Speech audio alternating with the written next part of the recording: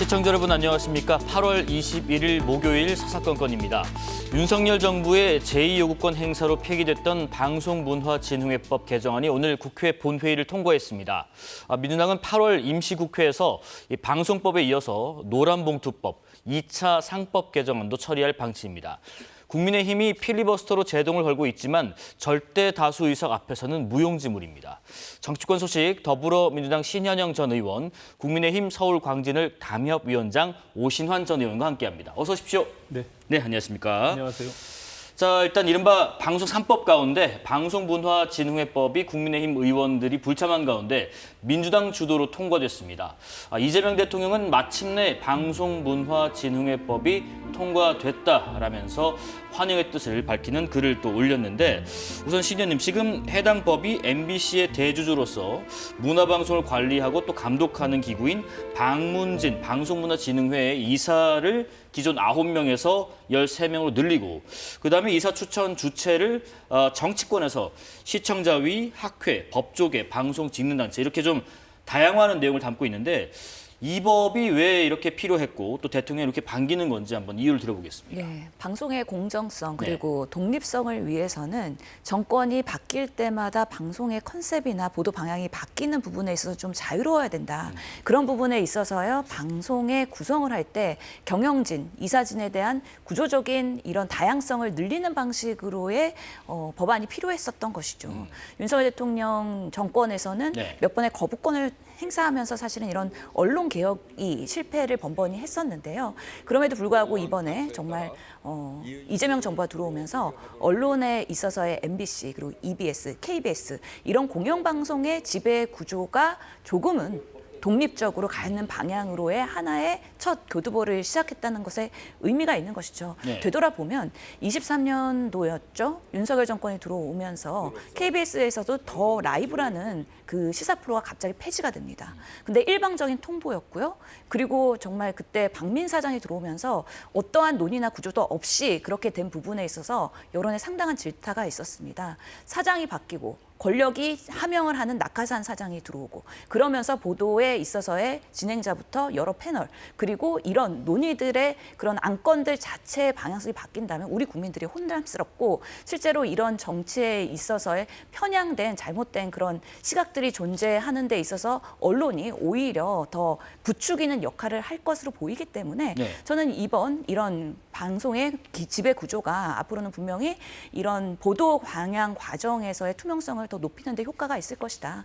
그래서 국민의힘이나 아니면 민주당에서 추천하는 이사진으로 이렇게 정치의 편향적인 이사진으로 구성되는 게 아니라 뭔가 PD 그리고 기자협회 그리고 시민단체, 학계 그리고 법조인들 이런 다양한 사람들이 이사진에서의 추천과 구성이 된다고 하면은 우리의 방송이 조금 더 자유롭게 그리고 조금 더 다양성 있게 나아갈 수 있을 것 아닌가에 대한 기대가 큽니다. 네. 그럼에도 불구하고 지금 야당인 국민의힘의 어떤 우려의 이유는 있을 텐데 이 얘기 좀 듣고 오신환 의원께 좀 여쭤볼게요. 지금 방송 3법 중 마지막인 한국교육방송공사법 개정안이 본회의에 상정이 됐습니다. 국민의힘은 즉각 필리버스터에 돌입을 했고요. 이와 관련해서 앞선 여야 지도부의 발언 좀 들어보겠습니다. 2011년 국회 선진화법을 제정하며 몸싸움 대신 소수당의 발언권을 보장하고 국민의 신뢰를 회복하자는 뜻에서 필리버스터를 채택했습니다. 그러나 오늘날 필리버스터는 그 취지에서 벗어나 지층의 환심을 사고 결집시키는 수단으로 변질되고 있습니다. 국민의힘이 필리버스터를 오용할수록 의회 민주주의는 멍들어간다는 사실을 명심하길 바랍니다. 사실 우리는 소수 야당이기 때문에 이 악법들을 강행 처리하는 부분에 있어서 물리력으로 막기는 쉽지는 않습니다. 이 부분에 대해서 정말 우리 대한민국 경제와 대한민국 국익에 전혀 도움이 안 된다는 점을 국민들에게 소상히 알리기 위해서라도 필리버스터는 계속 진행해야만 한다고 생각을 합니다.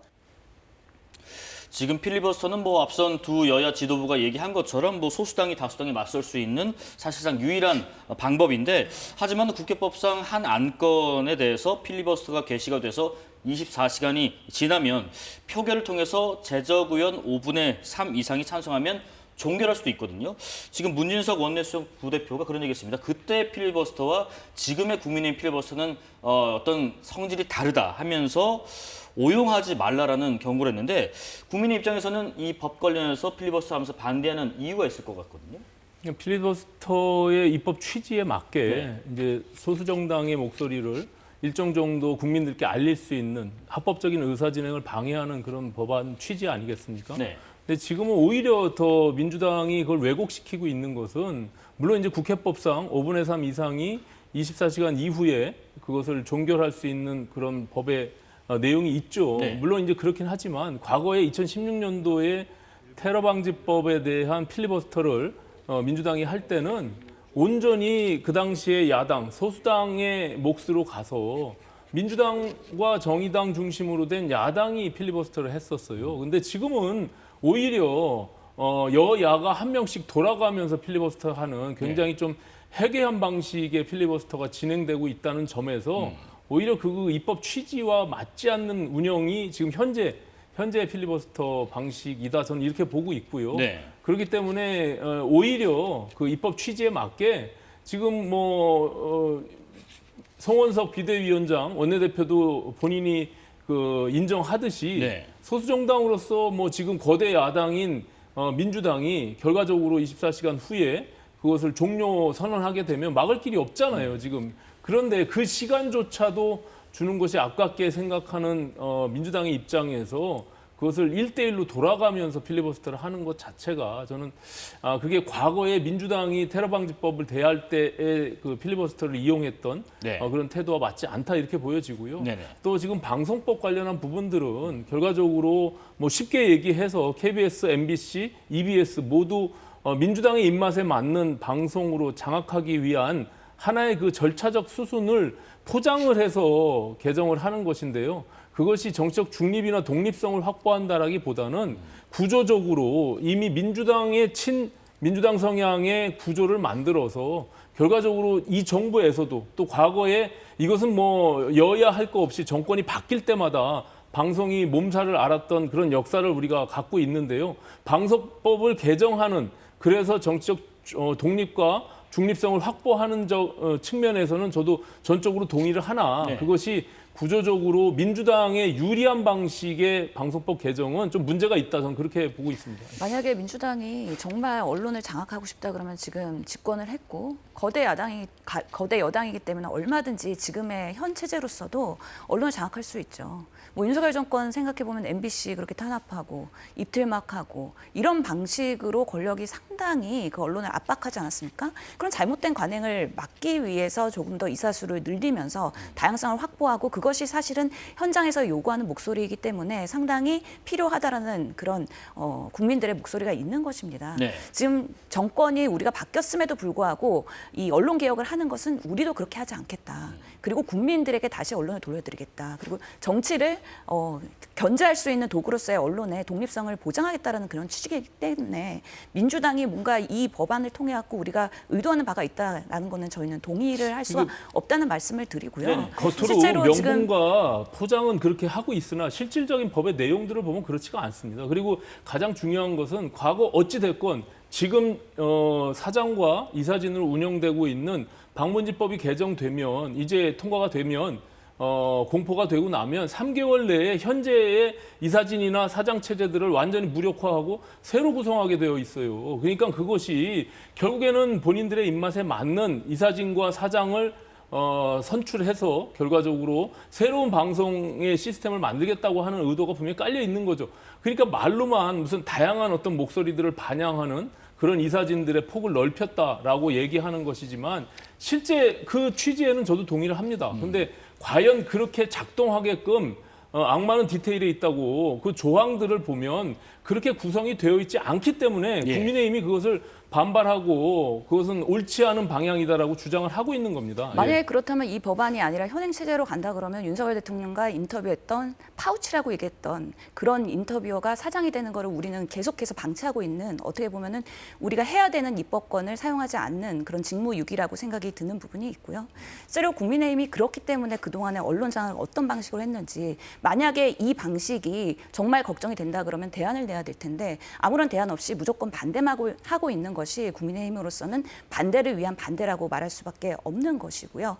그런 부분에 있어서 만약에 이 학계와 시민단체, 뭐 노조 이런 부분의 영향력이 커지기 때문에 진보의 성향이 더 강해질 것이다. 그것이 우려된다면 학계 그리고 단체 이런 것들을 보수에서도 열심히 소통을 하면서 그들의 의견을 반영할 수 있는 단체들을 만들고 그리고 이사회에 추천을 할 수 있도록 하는 것이 지금의 대한민국 민주주의 시스템에서 매우 중요하다는 생각이 들고요. 네. 그런 디테일에서의 우려가 된다 그러면 앞으로 이 법안이 완벽하지 않다면 또 사후에 시행을 하면서 보정할 수 있는 여지는 분명히 있을 것이다라고 말씀드리고 그러니까 싶습니다. 이제 민주당이 늘 입법 독주, 폭주하고 있는 것이 지금 신 의원님 말씀한 내용에 그대로 담겨 있는 거예요. 일단 해보고 나서 문제가 발생하면 그때 좀 개정해보자라고 주장을 하는데 그동안에는 국회가 과거에 한 번도 이렇게 한쪽 정당이 특히 방송법 같이 민감한 또 공직선거법도 마찬가지고요.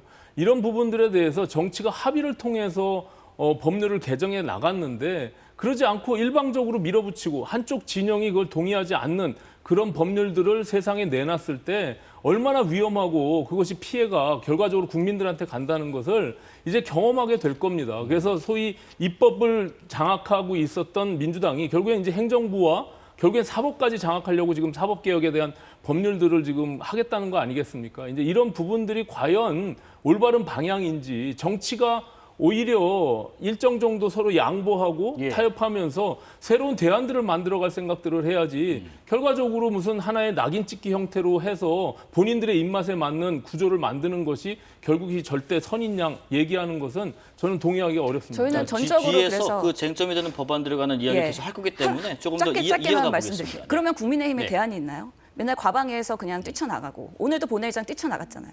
반대를 위한 반대만 하면서 그냥 현행 유지하자는 게 과연 국민의힘으로서는 국민을 대표하는 보수 정당으로서의 모습인지 그것에 대한 알겠습니다. 비판을 하고 싶습니다. 자, 일단 또 모레는 노란봉투법, 또 24일에는 상법 개정안이 각각 상정될 예정인데 23일은 노란봉투법이죠. 이와 관련해서 오늘 국민의힘 김정재 정책위 의장이 양당 회동부터 시작하자 이런 제안을 했습니다. 국민의힘은 민주당의 합리적인 협의를 제안했습니다. 그럼에도 민주당은 토시 하나 못 바꾼다며 완전히 귀를 닫고 있습니다. 이러니 입법 독재라는 소리를 듣는 것입니다. 국민의힘은 민주당에 다시 한번 제안합니다. 지금 2대2 회동을 통해 조율하자는 제안, 수용 가능성이 있을지 먼저 이번엔 오신환 의원님 의견 좀 들어보겠습니다.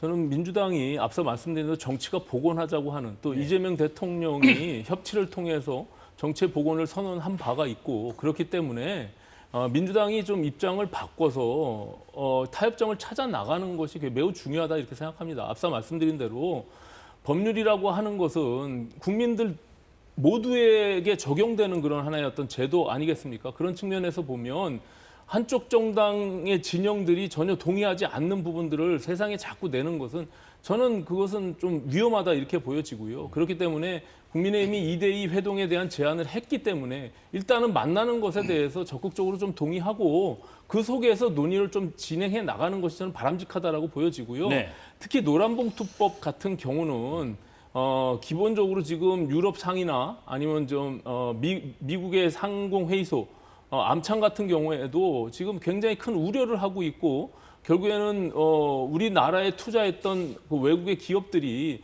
해외로 빠져나갈 가능성들이 좀 노출되고 있는 거예요. 그래서 어떻게 보면 경제적인 생태계를 완전히 바꿔버리는 굉장히 위험한 법안일 수 있다라고 보여지기 때문에 그것을 양쪽이 극단적인 부분들을 좀 제거하고 중간에서 합의점을 찾자는 것인데 이것조차도 단 한자도 바꿀 수 없다라고 주장하면서 지금처럼 그냥 무조건 거대 여당의 의석수로 만약에 입법을 계속 밀어붙이게 되면 저는 오만한 권력은 반드시 심판받게 돼 있다 이렇게 생각합니다. 그렇기 때문에 예. 정치를 좀 복원하는 차원에서 또 이재명 대통령께서 그런 취지로 어쨌든 취임 후에 지금까지 입장을 견지해 왔잖아요. 민주당이 좀 이것을 수용하고 변화를 좀 가져야 된다 저는 그렇게 봅니다. 지금 말씀하신 것처럼 특히 노란봉투법 관련해서는 이런 얘기를 합니다. 지금 민주당이나 그 정부에서도 충분한 의견 수렴이 있었고 더 이상의 수정의 여지는 좀 없다라는 입장인 것 같은데 이런 2+2 회동 가능성이 좀 있을까요? 저는 오랜만에 국민의힘에서 그래도 만나서 소통해보자라고 하는 태도가 네. 무조건 반대만 하진 않겠다. 그리고 우리도 일부의 의견 개진을 해서 수정안을 같이 만들자라는 모습이기 때문에 네. 이렇게 제안한 상황에서는 만나야 된다고 생각을 합니다. 국민의힘에서 우려하는 노란봉투법의 어느 조항, 사실 뭐 2조, 3조에 대한 부분일 텐데요. 결국에는 원청과 하청에 대한 사용자의 그런 범위 확대나 아니면 여러 처우 개선에 대한 부분들이기 때문에 이런 부분들에 있어서 취지와 다르게 우려되는 부분이 있다 그러면 당연히 소통을 해서 어떤 부분에서 합의점을 찾을 수 있는지 아니면 과연 그냥 만나서 무리하게 반대만 할 것인지 만나서 확인을 해보고 그다음에 대안에 대해서 가능성을 소통해도 늦지 않다고 생각을 하는데요. 예. 아쉬운 것은 지금 21일 이렇게 방문진법 했고요. 그리고 22일 날 EBS법을 통과하기 위해서 지금 필리버스터를 하고 있고 그다음에 노란봉투법, 상법 개정안 이렇게 본회의가 계속해서 다음 주 월요일까지 연결돼서 예정이 돼 있는 상황에서 이제야 만나자고 했다는 거는 너무 뒷북인 자세이다. 그래서 사전에 워낙에 노란봉투법도 지난 윤 정부 때부터 계속해서 논의가 되고 또 거부권도 하면서 계속해서 반복되고 많은 분들이 알고 있는 내용들이기 때문에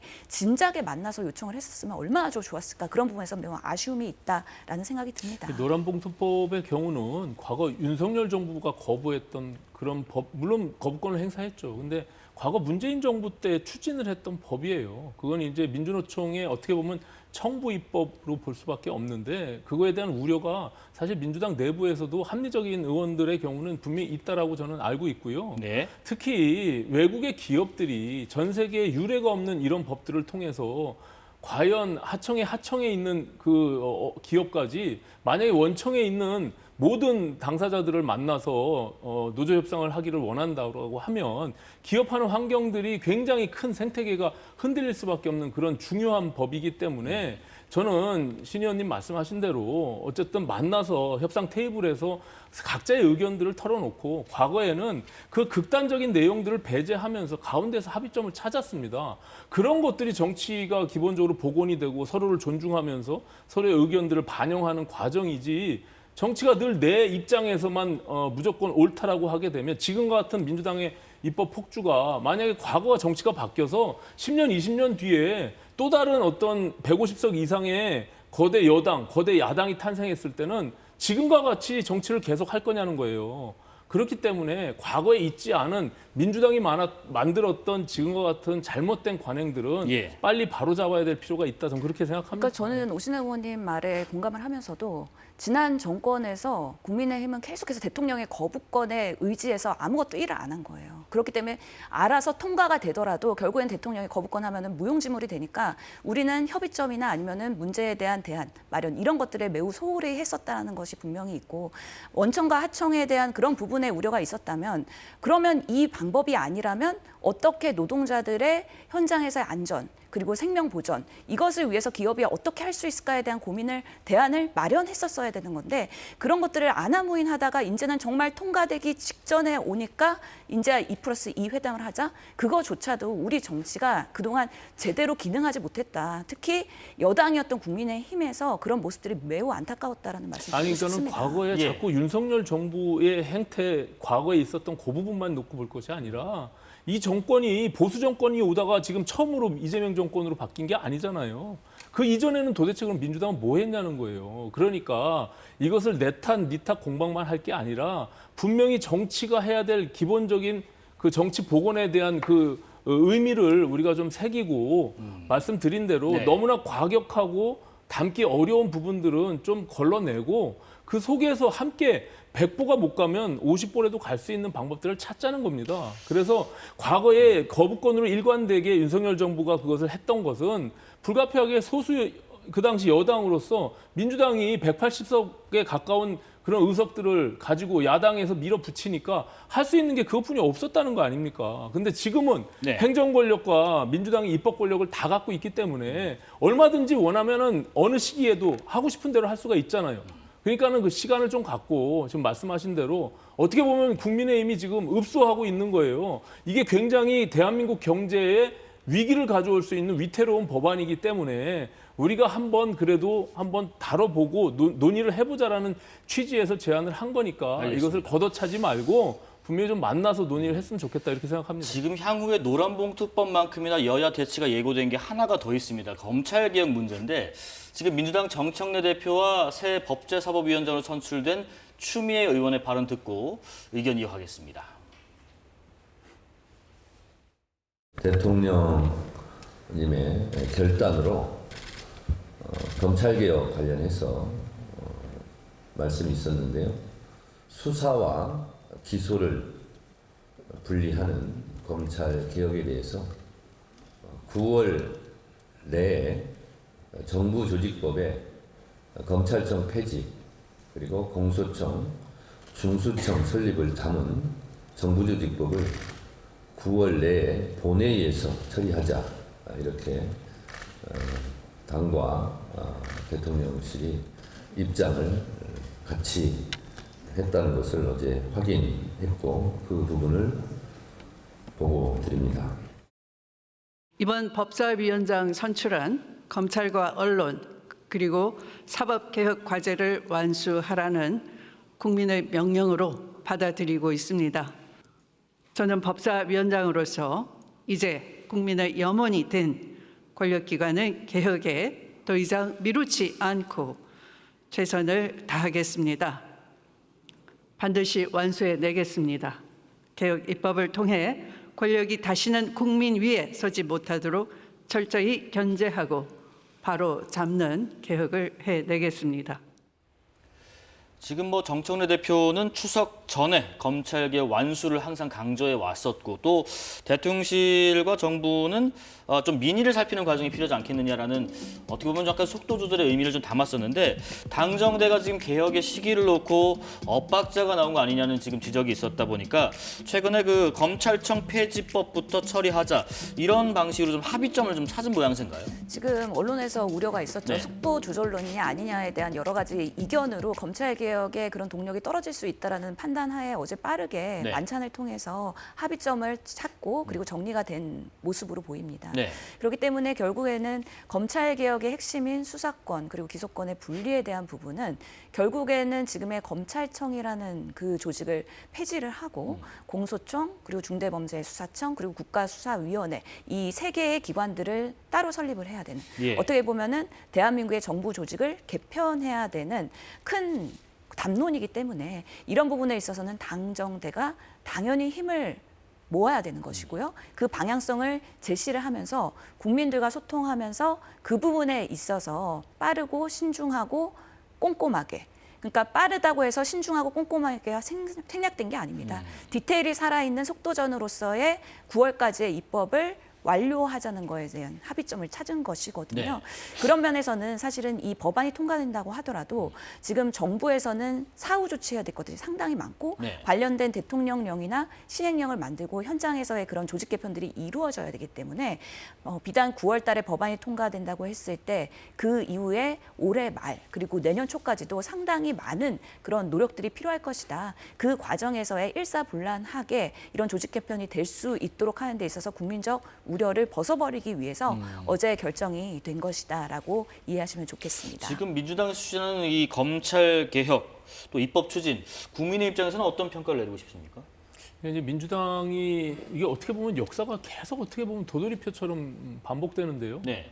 아실 겁니다. 이제 문재인 정부 그리고 또 어떻게 보면 노무현 정부까지 가서 검찰 개혁에 대한 요구들을 계속 해왔잖아요. 근데 결국에는 그럼 이 정부가 마지막으로 그 수사 기소를 완전 분리해서 지금 말하는 여러 가지 정부조직법을 개정하면 결과적으로 검찰 개혁이 종착점이 거기인지를 좀 묻고 싶어요. 저는 과거에 문재인 정부가 검찰 개혁 하다가 예. 결국에는 국민들한테 멀어져 갔던 그 선례를 좀 생각하면서 저는 기본적으로 19, 20대 때 국회 법사위에만 있었습니다. 저는 검찰 개혁 해야 된다라고 생각하는 사람 중에 하나고 그 당시에 문재인 대통령이 공약했던 수사기소 분리를 수사기소 조정으로 변화하면서 갔던 것에 대해서도 오히려 제가 반대했던 입장에서 검찰 개혁 해야 된다고 생각합니다. 네. 근데 늘 검찰 조직을 모두를 하나의 민주당의 적으로 생각하고 접근하는 것은 이게 국민을 위한 검찰 개혁이 아니에요.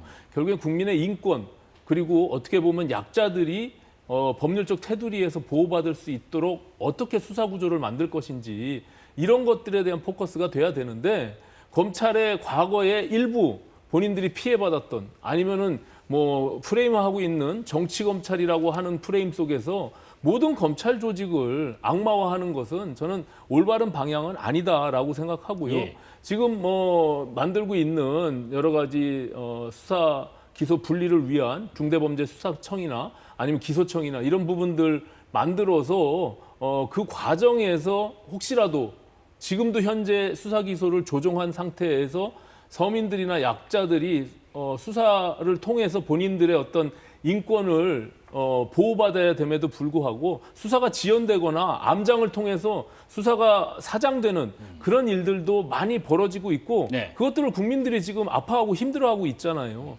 그러니까 이런 부분들에 대한 디테일도 좀 봐가면서 소위 말하는 민주당이 결국에는 언제까지 이 검찰 개혁을 얘기하면서 그 종착점을 찾아갈란지는 제가 모르겠지만 네네. 어쨌든 그 속에서도 그 포커스의 중심은 결국에는 국민들의 인권 보호 그리고 수사의 어떤 선진화된 구조 그 속에서 결국엔 찾아 나가야 될 것이다 이렇게 봅니다. 예. 이어서 그 전당대회를 하루 앞둔 국민의힘 상황도 좀 짚어보겠습니다. 저도 좀 추가로 말씀드려도 될까요? 첨언하시겠다면 예. 이 부분은 그럼 여쭤볼게요. 예. 오 의원님께서 그런 말씀하셨습니다. 검찰개혁의 종착점이 어딘가 하셨는데 그렇다면 지금 말씀하신 그런 검찰개혁의 취지와 사뭇 다른 부분이 종착점인가요? 어떤가요? 실제로는 정부 조직 개편을 하게 되면 그것이 시작점이지 네. 종착점은 아닐 것이고요. 그리고 각 기관들이 안착되고 실제로 효과를 나타내는데도 시간이 상당히 걸릴 것입니다. 네. 그렇기 때문에 항상 이 입법의 취지가 항상 현장에 잘 작동하는지까지도 모니터링을 하고 만약에 미진한 부분이 있다 그러면 당연히 보안 입법으로 계속해서 검찰 개혁은 가야 된다. 왜냐하면 민주당이 전체의 검찰 조직을 다 악마하거나 마녀화하는 건 아닙니다. 그 일부의 정치 검찰의 정말 그런 부족한 부분, 특히 윤석열 정권에서의 그 검찰 조직이 어떻게 하명을 받으면서 정말 국민들과 여러 부분에 있어서 착취를 했는지 국민들이 다 알고 있기 때문에 조기 대선에 이렇게 정권을 바꿔주신 거 아니겠습니까? 네. 그 염원을 담아서 이제 시작을 하는 것인데요. 실제로 이 수사와 기소의 권력을 항상 같이 갖고 있기 때문에 권력이 비대한 조직은 부패할 수밖에 없습니다. 그 부분을 분리하면서도 어떻게 그 개혁 과정에서 국민들한테 우려하는 여러 가지 수사 지연이나 이런 피해가 가지 않도록 하는 부분 그런 것들 다 우려 알고 있고요. 그런 디테일을 어떻게 보완하면서 갈 것인가 이런 부분이 당정대에서 일사불란하게 이루어질 수 있는 지금 시점이 마련됐기 때문에 그런 부분에 있어서의 앞으로의 입법과 그리고 현장에서 정책 과정을 봐주시면 되는 거고요. 지금 그렇다면은 검찰개혁에 동의를 하신다고 했는데 어떤 방식으로 그럼 개혁을 해야 되는지에 대한 국민의힘의 안도 내놔라. 그렇다면 우리가 같이 논의할 수 있는 부분도 분명히 있다. 지금도 무조건 반대만 하고 있다. 그것이 국민의힘의 지금의 맹점이다라고 말씀드리고 무조건 싶습니다. 반대하지 네. 않고요. 뭘 잘못 알고 계신 거고 기본적으로 문재인 정부 때 검찰개혁 외쳐가지고 그 난리통에서 국회가 서로 물리적 충돌까지 일어나면서 강제 사보임하고 패스트트랙 태워가지고 결과적으로 검찰청법 개정했잖아요. 공수처법 통과시켜서 공수처 만들고 그때 검찰개혁이 완수됐다고 그렇게 홍보했던 민주당이에요. 근데 뭐가 부족해서 그럼 또다시 완전히 무슨 뭐 수사기소를 완전 분리해야 된다? 그거는 어떻게 보면 자기 합리화고요. 예. 그것을 좀 과거를 돌아보면서 저는 지금 원래부터 문재인 정부가 주장했던 수사 기소를 분리해서 그것이 소위 대륙법 체계에 있는 우리 법률 체계를 영미법화하면서 수사 기소를 완전 분리해서 인권을 보호하자는 그 취지를 도입하자는 거거든요. 네네. 그런 취지에 대해서는 저는 동의한다고요. 그런데 그것을 꼭 이제서 새롭게 윤석열 정부가 그걸 안 했던 것을 이제 자기네들이 그것을 한 것처럼 만약에 포장하는 것은 동의하기가 어렵고 네. 우리가 그 역사가 계속 지속돼 왔잖아요. 그 과정들에서 검찰개혁이 지금 이재명 정부에 들어와서 처음으로 태동된 그 용어도 아니고 그것을 처음으로 민주당이 추진해 왔던 것도 아닙니다. 그러면 과거의 역사들을 돌아보면서 특히 이것은 국민들에게 가장 중요한 기본권과 관련돼 있는 것이기 때문에 좀 신중하게 그 디테일까지 어떻게 할 것인지 그리고 이미 수사 기소를 조정해 오면서 많은 시민들이 지금 많은 피해들을 보고 있다라고 많이 얘기하고 있잖아요. 수사가 지금 지연되고 내가 그 혜택을 받아야 되는데 어디 가서 하소연해야 될지도 모르고 검찰이 과거에 이렇게 어떻게 보면 특수범죄 큰 범죄들을 효율적으로 해결했던 것들을 지금 막 정체돼 가지고 경찰에서 그걸 다 소화하지 못하고 있잖아요. 이런 부분들까지 좀 포함해서 네네. 어떻게 검찰 개혁을 그러면 완수해 가는 과정에서 담아낼 것인지 이런 부분들을 봐가면서 하자는 거죠. 알겠습니다. 그러니까 민주당이 그 말입니다. 신중하고 꼼꼼하게 네, 하자는 거고요. 마무리 뭐 문재인 해주시죠. 예. 대통령 시기에 검찰 개혁이 예. 일부 진일보한 부분은 있지만 완수되지 못했고 저는 성공하지 못했다고 생각합니다. 네네. 그렇기 때문에 윤석열 정권에서의 그런 엉망진창이었던 검찰의 모습을 보고 국민들의 염원을 담아서 지금 개혁을 지금 이제 개혁을 하자고 하는 추진하자는 건데 말씀. 그 자체에 대해서 예. 부정을 하는 건지 아니면은 예전에 제대로 못했으니까 이번에도 하지 말자고 하는 건지 저는 아니 잘 이해가 안 가거든요. 사실은 어떤 말씀을 윤석열 하시는 건지 명확하지 검찰총장을 않으신 가지고 거예요. 검찰 개혁을 해왔잖아요. 네. 자, 이제 그러니까 윤석열 그래서 대통령이 검찰 개혁 얘기 검찰총장 마무리하고 시절에 제대로 다음 주제 못했기 좀 때문에 넘어가 지금까지 온 보겠습니다. 거기 때문에 알겠습니다. 두 분의 의견. 건진법사가 자기 반성을 예, 좀 예. 먼저 하면서 돌아보고 알겠습니다. 그것을 추진해 가자는 예. 거예요. 예. 검찰 단적인 개혁 예로 관련해서 우리가 지금 예. 상당히 첨예한 문제이기 때문에 이게 추석 전, 뭐 추석 이후 이런 시점보다도 어떤 내용적인 측면에서 어떻게 지금 들여다보고 앞으로 개혁을 해나갈 것인지 방법적인 측면에서 좀 고민들이 많으신 것 같습니다. 국민의힘 얘기 좀 넘어가 보겠습니다. 자, 전당대회 관련된 얘기해 보겠습니다. 지금 전당대회 하루 앞둔 국민의힘 상황인데요. 일단 지금 뭐 4가지 시나리오로 좁혀집니다. 과반 득표로 내일 결론이 나는 경우가 있고 또 결선 투표에 탄핵에 반대하는 후보가 올라가는 경우가 있고 또 탄핵에 찬성하는 후보가 올라가는 경우도 있고 마지막은 뭐 탄핵 찬성 측과 탄핵 반대 측에서 각각 한 명씩 올라간 경우도 있는데 지금 만약에 예상되는 시나리오 중에서 김문수 후보와 장동혁 후보 그리고 이른바 반탄 결선이 이뤄진다면 한동훈계와 중도파 표심이 영향을 미치지 않을까 하는 관측도 있는데 오신환 의원님 어떻게 예상하시는지요? 일단 뭐 경우의 수 예. 시나리오를 다 나열해 놓으신 거고요. 기본적으로 좀 국민들께 저는 송구스럽고 죄송한 마음이 있는 게 어떤 면에서요? 제 국민의힘의 네. 전당대회가 어떻게 보면은 전환기 씨라고 하는 보수 한쪽으로 치우쳐 있는 극우 유튜버를 통해서 이게 친길계냐 반길계냐 하는 이런 어떤 논쟁 속에서 미래에 대한 비전이나 당의 혁신이나 변화들에 대한 요구 없이 이렇게 치러지고 있는 점에 대해서는 저는 굉장히 국민의힘의 당원으로서 굉장히 좀 안타깝고 국민들께 송구스러운 마음을 먼저 갖습니다. 네. 그런 점에서 보면 저는 바라건대 지금 굉장히 어려운 상황이긴 하지만 소위 미래를 얘기하고 있는 과거에서 좀 떠나서 윤호개인이 아니라 네. 국민들의 신뢰를 다시 회복할 수 있는 쪽으로 가자고 주장하는 그런 후보가 결선 투표에 좀 올라가서 새로운 지도 체제가 좀 만들어졌으면 좋겠다라는 생각을 갖고 있는데 네.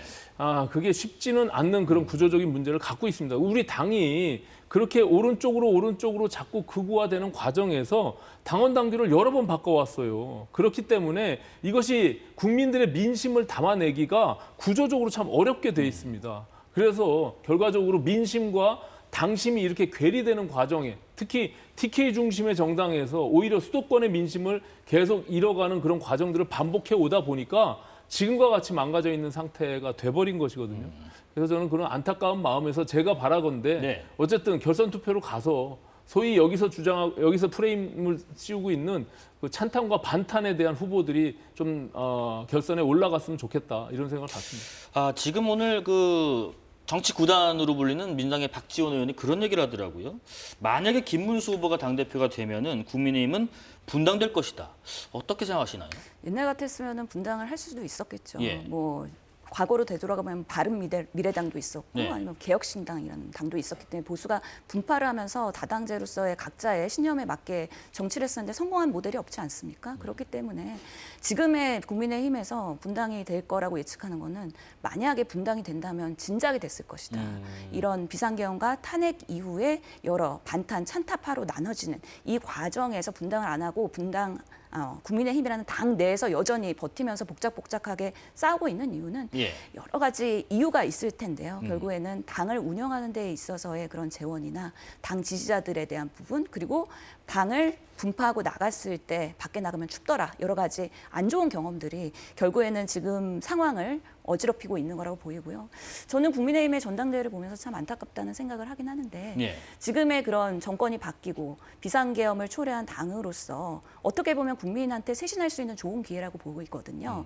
그런 면에서는 오히려 이런 후보들 토론회에서 건설적인 논의들, 예를 들어서 검진법사에 압수수색했는데 현금의 돈다발에서의 관봉권과 띠지가 사라졌다. 검찰에 의해서 사라졌다. 이거는 정치검찰의 뭔가 소행이냐 아니냐. 이런 부분에 있어서 정말 문제가 있다 그러면 검찰개혁은 우리는 이런 방식으로 하겠다라고 국민들한테 어필할 수도 있고요. 김건희 씨의 그런 도이치모터스 주가 조작의 그런 무혐의, 황제조사, 그런 검찰의 모습들 이런 것들 보면 지금 결국에는 민주당에서 검찰개혁으로 9월 달을 이제 국회 시간을 만들 텐데 우리는 어떤 현명한 방법으로 이 대안을 마련하겠다. 검찰개혁을 국민의힘의 표에서는 어떤 방식으로 하겠다. 이런 부분들이 어필이 된다 그러면 아 국민의힘이 이제는 야당이 되었지만 유능한 당이구나. 그리고 문제의식을 가지고서는 대안을 내는 정당이구나. 이런 부분들이 보일 텐데요. 아직까지는 민주주의에 대한 가치 이런 것들이 전혀 비전이 보이지 않는 전한길 씨라는 사람한테 휘둘려서 정리도 못하고 결국에는 윤리심판원에서도 경고로 다시 전환기를 재소환하거나 재부활할 수 있는 계기를 준 이 당의 리더십이 처참하다. 그리고 앞으로 이런 선택될 당대표에 누가 되든 간에 이런 부분에 과연 컨트롤을 할 수 있을까라는 부분에 있어서는 상당히 절망적인 부분이 있습니다. 일단 뭐 토론회 과정을 보시면서 그 어떤 현안에 대한 비전이 좀 제시가 됐으면 좋겠다는 좀 안타까운 말씀이신 것 같고 지금 전환기 씨 잠깐 언급하셨는데 이번 국민의힘 전당대회 과정에서 말씀하신 것처럼 빠지지 않고 언급되는 인물이 바로 전환길 씨가 있었습니다. 관련 영상을 잠깐 보겠습니다. 이제 계엄을 옹호하고 부정선거 음모론에 빠진 사람들과는 우리 당이 확실하게 분리해야 합니다.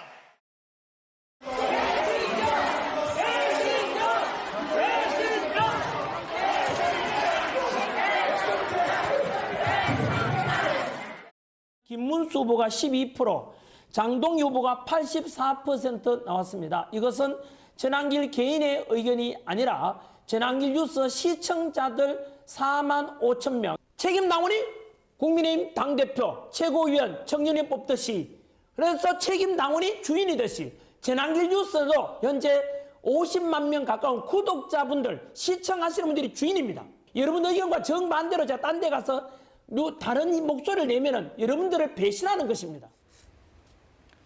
지금 전한길 씨가 자신의 채널에서 지지 후보에 대한 설문조사를 하고 구독자와 같은 의견을 가겠다라면서 특정 후보를 지지하고 특정 후보는 안 된다는 발언을 했는데 지금 국민의힘 당규를 보면요. 여론조사를 빙자한 선거운동 행위를 금지하고 있는데 그러다 보니까 국민의힘 선관위가 지금 내부 검토에 들어간 상태고요. 하지만 앞서서 전당대회 방해 이런 행위와 관련해서는 경고 조치에 그쳤는데 이번에는 어떨지도 전한길 씨의 저런 발언들 어떤 영향을 미칠지 궁금합니다. 뭐 선관위가 결정을 내릴 수 있는 문제는 아닌 것 같고요. 네. 또다시 뭐 그럼 윤리위원회에 회부를 하거나 그래야 되는데 지금 뭐 투표가 오늘로써 이제 끝나게 됩니다. 그렇습니다. 예, 그러니까는 뭐 이미 물리적 시간으로 그것을 뭐 제재하거나 한다고 해서 실효적 효과를 얻기는 어려울 것 같고요. 저는 뭐 안타까운 게 네. 지금 뭐 전 한국사 강사 이렇게 표기가 돼 있는데 이미 유튜버로서의 본인의 인생을 이제 살아가는 것 같아요. 네. 그런데 느닷없이 전한길이라는 사람이 우리 전당대회의 한 중심에 서게 된 그 과정에서 저는 우리 당의 지도부가 그것을 제대로 과감하게 걸러내지 못한 부분들에 대해서 아쉬움이 큽니다. 그런 점에서 예. 전당대회가 아까 신 의원님 말씀처럼 이게 그냥 하나의 어떤 진흙탕 싸움처럼 내부에 전한길이라는 사람에 대한 표를 얻기 위한 하나의 그런 과정으로 가는 거기서 너무 한쪽으로 치우쳐져 있는 목소리가 언론에 많이 노출되는 부분들에 대해서는 좀 유감스럽게 생각하고요. 예. 하지만 반대에 그렇지 않은 목소리들도 분명히 있습니다. 우리 당내에서. 그래서 저는 집단지성으로 우리 당이 좀 자정작용을 통해서 어려운 집만 이기는 사실입니다. 지금 뭐 어쨌든 탄핵, 비상계엄이라는 말도 안 되는 그런 행위를 통해서 대통령이 탄핵이 됐고 그 과정에서 새롭게 국민들한테 나아가야 되는데 그 어려움 속에서 지금 어려움이 언제까지 갈지는 저도 잘 모르겠어요. 하지만 그것이 뭐 역사라는 것이 계속 또 다시 순회하고 반복하는 것이니까 언제까지 이게 무슨 몇 년이 갈지는 모르겠으나 저는 우리 당의 당원들이 과거에 현명한 선택들을 통해서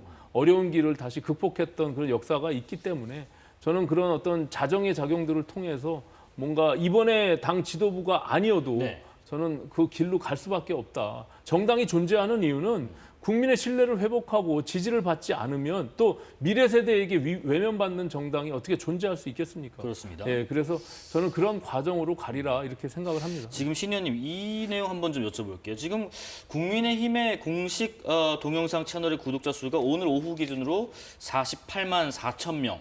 근데 전한길 씨 채널도 똑같더라고요. 48만 4천 명. 그리고 또 다른 보수 유튜브 동영상 채널의 구독자 수는 이거보다 많고 뭐 이런 의견들이 있습니다.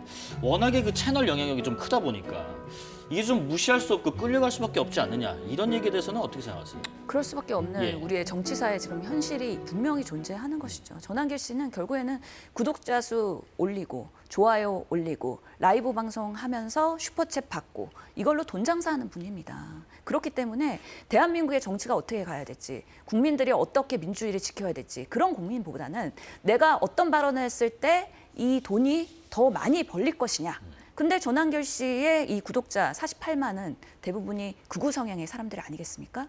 그분들이 듣고 싶어하는 말, 그분들이 원하는 바를 얘기해야 되기 때문에 그래서 장동혁 지지에 대한 또 다시 선회가 된 것이죠.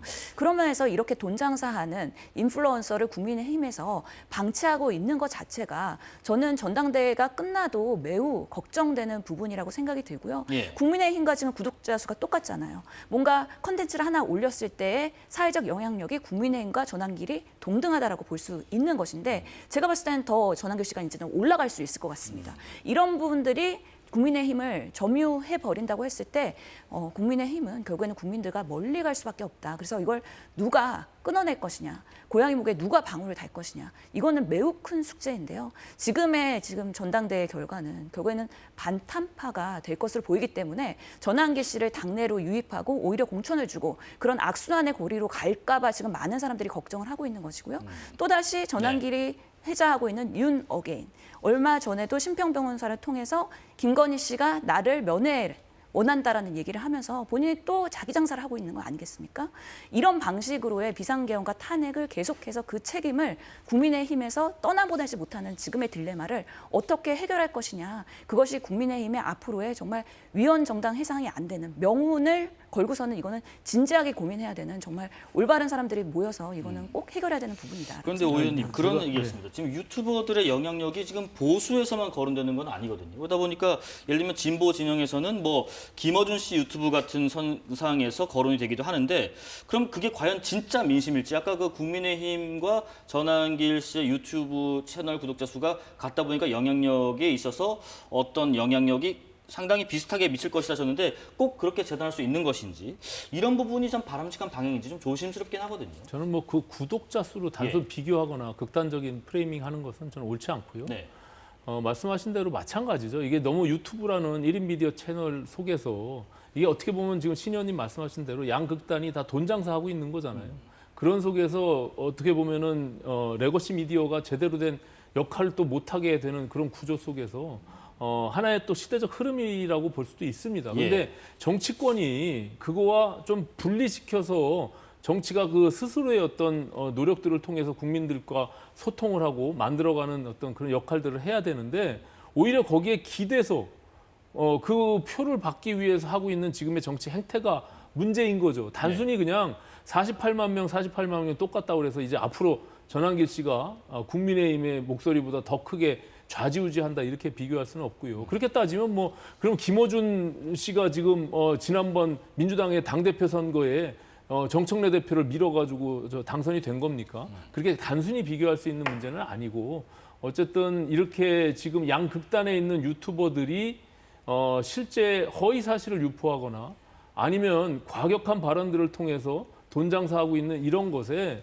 정치권이 좀 과감하게 그거에 선을 좀 그을 필요가 있어요. 그건 여야 할 거 없이. 그러면서 오히려 합리적이고 상식적인 어떤 국민들을 상대로 해서 정치가 이루어지고 또 당도 그 속에서 의사결정이 그런 합리적인 수준에서 이루어져야 되는데 오히려 양쪽에 쫓아가면서 매달리다 보니까 당의 지도부도 거기에 계속 좌지우지될 수밖에 없는 그런 구조적인 한계를 맞게 되는 것이거든요. 예. 저는 그런 것들이 좀 너무 안타깝고 최근의 정치 행태에 대해서 우리가 스스로 좀 다시 한번 반성해 보면서 변화시켜 나가야 될 부분이 아닌가 이렇게 생각합니다. 예. 자, 끝으로 특검 얘기 좀 해보겠습니다. 김건희 여사가 오늘 오후에 특검 조사에 출석해서 세 번째 조사를 받고 있습니다. 오늘은 이른바 건진법사 전성배 씨에게 금품을 받고 통일교 현안 청탁을 받았다라는 의혹에 대해서 조사가 이루어지고 있는 것으로 보이는데, 앞서 그 건진법사 전성배 씨가요, 법원에 구속 심사를 포기하겠다. 이게 본인 때문에 여러 사람이 고초를 겪는 상황을 견딜 수 없다. 이렇게 말을 했는데, 구속 심사 포기 배경 어떤 배경이 있을까? 한번 두 분 의견 들어보겠습니다. 신영희 의원님. 글쎄요. 건진법사는 압수수색을 통해서 많은 정황들이 나왔고, 사실은 그 통일교회 윤 전 본부장과의 그런 문자 메시지들 여러 가지 정황들이 있기 때문에 이제 와서 방어를 한다는 것에 분명히 한계가 있을 것이다라는 판단을 한 것으로 보이고요. 이제는 정권도 바뀌었고 많은 근거들이 노출됐고 본인이 했던 그런 권력과의 유착 비리들의 부분에 있어서는 성실하게 소명할 그런 시기이다라는 부분에 있어서 그래도 정말 여러 특검들이 지금 움직이면서 많은 사람들이 전향을 한 것인지 모르겠지만 그때는 부인하다가 지금은 이제 사실을 시인하는 경우들이 상당히 있지 않습니까? 예. 그래서 대통령의 경로든 김건희 여사의 그런 여러 가지 구설이든 이런 부분에 있어서 어느 부분에서 본인들의 협조와 그런 비위가 잘잘못이 있었는지 명확하게 소명하는 데 있어서 무조건 방어만 하는 게 이제는 본인한테 유리하지 않다라고 판단한 게 아닌가라는 생각을 해봅니다. 지금 뭐 새롭게 판단을 한 탓일까요? 구속 심사를 포기했습니다. 어떻게 생각하시는지요? 뭐 본인이 이제 스스로 그 부분에 대해서 부인할 수 없는 상황에 이르게 된 것이고요. 예. 저는 정말 안타깝고 정말 송구스러운 부분은 한 나라의 대통령의 부인이 저렇게 어떻게 보면 청탁성의 선물, 고가의 선물, 거의 뇌물성에 가까운 저런 물건들을 거래하면서 받았는지 이 하나씩 증거들이 지금 나오고 있잖아요. 이거는 법의 심판을 분명히 받아야 될 문제라고 생각하고요. 네. 국민들의 민심도 그렇게 뭐 동정을 하거나 우호적인 그런 상황이 아닙니다. 네. 그렇기 때문에 저는 성실히 있는 사실 그대로 모두가 다 특검의 수사에 좀 성실히 임하면서 그 진실이 분명히 드러나서 밝혀져야 된다. 그걸 통해서 사법적인 심판을 반드시 받아야 된다. 저는 그렇게 생각합니다. 지금 앞서 김건희 여사가 그 나토 순방에 착용했던 고가 목걸이 관련해서 처음에는 빌렸다가 나중에는 모조품, 그 다음에는 모친 선물이라고 말이 바뀌었는데 서희건설 이봉관 회장이 그 목걸이를 직접 선물했다라고 자백을 했습니다. 이번에는 한 사업가가 줬다던 그 수천만 원짜리 시계 관련해서 김 여사는 전혀 모른다고 했는데 지금 화면에 보이는 것처럼 과거에 촬영된 한 영상에서 이 시계로 추정되는 시계가 채워진 모습이 포착이 된 겁니다. 신은 지금 여러 가지를 좀 따져보면 밝혀질 내용들인데 왜 진술이 번복을 하거나 거짓 진술을 할까 싶습니다. 그동안 본인이 저질렀던 상당한 많은 불법 행위들이 인생에서 차곡차곡 쌓였는데 수사를 제대로 한 번도 받아본 적이 없습니다. 수사를 제대로 받지 못했다. 네, 그렇기 때문에 수사를 받았을 때 그런 진실들이 드러났을 때 본인이 어떤 법적인 그런 판단과 정죄를 받을지에 대해서 사실은 인사이트가 없었던 것이죠. 그렇기 때문에 법꾸라지처럼 그동안은 어떻게든 무마하고 검찰총장의 배우자로서 대통령의 배우자로서 계속해서 빠져나갈 수 있는 구멍들이 있었기 때문에 내가 어느 정도의 그냥 방어적인 논리만 개발하면 알리바이를 만들면 그것이 수사기관에 먹힐 것이다라는 잘못된 그런 생각들을 가지고 있었던 거 아닌가. 세상이 그렇게 만만치 않다라는 거를 이제는 깨닫고 있을 거라고 생각이 들기는 하는데요. 그렇기 때문에 이런 나토 순방의 목걸이의 진품과 가품이 현장에서 곧바로 나오고 얼마나 당황했겠습니까? 그러니까 지금 시금 전폐하고 더 이상 진술 거부권을 행사할 수밖에 없는 것이 어떤 얘기를 하더라도 이제는 궁지에 몰렸고 더 이상 본인가 방어가 불가능한 상황이 됐기 때문이라고 생각이 드는데요. 예. 그런 면에서 여전히 국민들은 분노하고 있는 것은 본인이 어떻게든 뭔가 메시지를 통해서 감옥 정치를 하고 있는 거 아니냐라는 생각이 들 정도로 배우자를 통해서 내가 다시 만날 수 있을까 아니면 내가 죽어야 남편이 살지 않을까 이런 부분에 있어서는 정말 국민들이 이제는 더 이상 현혹되지 않는다. 진실한 사과와 대국민 사죄를 통해서 제대로 된 법적인 그런 처벌을 받는 것만이 지금 김건희 씨의 앞에 놓여 있는 수순이다라고 말씀드리고 싶습니다. 지금 예, 구속 이후에 세 차례 이제 특검이 소환을 해서 오늘 세 번째 지금 수사가 진행 중에 있잖아요. 네. 저는 두 번에 걸쳐서 묵비권 행사를 하면서 거의 성실하게 응하지 않았다라고 보여지는데요. 오늘은 좀 다른 입장에서 본인이 성실하게 특검의 조사에 응하는 것이 좀 바람직하다 이렇게 보여지고요. 뭐 이미 지금까지 드러난 것으로만 봐도 상당히 부끄러운 일입니다. 한 나라의 그 영부인이 어떻게 보면 그냥 사인 간에 그렇게 거래를 하듯이 할 수 있었을까에 대한 것이 정말 자괴감을 느낄 정도이고요. 예. 그런 점에서 본인도 깊이 반성하고 법의 심판을 받는 것이 저는 바람직하다 이렇게 생각합니다. 지금 김건희 여사는 일단 오늘 조사를 받고 있는 중이고 구속기한이 이달 말까지 일단 연장이 된 상태인데 지금 민주당에서는 김건희 특검법 개정안을 연달아 발의를 한 상태입니다. 그러니까 파견 검사를 좀 늘리자. 기존 40명에서 한 6, 70명 정도로 늘리고 그런 내용들을 좀 담았는데 법적으로 3대 특검의 수사 기한이 최대 3개월이 더 남아있는 상황인데 이렇게 개정안을 연달아 발의를 한 것, 수사가 진행될수록 사건 규모가 커지고 있기 때문이라는 설명을 하긴 했는데 어떤 의견이신지요? 실제로 지금 16건의 김건희 특검에서의 안건 중에서 수사가 진행된 것도 있지만 여전히 남아있는 것들이 상당히 있습니다. 뭐 양평 고속도로에 대한 부분도 있고요. 네. 실제로 명태균 씨의 공천 개입에 대해서도 지금 계속 부인하고 있기 때문에 진전이 좀 답보 상태에 있다라는 생각도 들고 최상병 건에 대해서도 어떻게 개입이 됐는지 다시 한번 들여다볼 필요가 있기 때문에 아직까지는 특검에서 시간이 남아있긴 하지만 제대로 된 그런 충분한 시간과 인력을 확보하지 못한 거냐 아니냐라는 거에 우려가 분명히 있습니다. 얼마 전에 최상병 특검도요 30일 연장을 하지 않았습니까? 최상병 가장 단순하다는 최상병도 그렇게 연장을 해가면서 할 수밖에 없는 상황이라면 김건희 특검이 결국에는 가장 방대한 내용을 가지고 가장 많은 근거를 가지고 지금 수사를 해야 되기 때문에 그 정황을 드러나는 데 있어서는 상당한 물리적인 시간이 걸릴 수밖에 없는 거는 인정을 해야 될 것이고 그런 부분에 있어서의 그런 민주당에서의 법안 발의가 준비되고 있는 것으로 지금 계속해서 얘기가 되고 있고 국민적 요구도 지금 계속해서 새로운 것들이 드러나고 있지 않습니까? 그런 면에서의 수사가 불가피하다는 거에 공감을 해주실 거라고 저는 생각을 하고 있습니다. 수사 기간을 좀 연장하는 것은 불가피한 지금 방침인가요?